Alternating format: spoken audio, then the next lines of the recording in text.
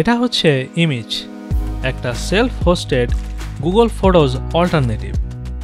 এর মানে ইমেজের সার্ভার আপনি আপনার কোনো ডিভাইসে ইনস্টল করবেন, তাই ব্যাকআপও হবে আপনার ডিভাইসে। গুগল ফটোজে যেমন নতুন কোনো ছবি থাকলে তা গুগলের সার্ভারে সেভ হয়, ইমেজ যেহেতু আমি আমার পিসিতে ইনস্টল করছি তাই সব ছবিও আমার পিসিতেই ব্যাকআপ হবে। এরপর সেই সব ছবি আমি তাদের অ্যাপ এবং ওয়েব ইউআই দিয়ে ব্রাউজ করতে পারি।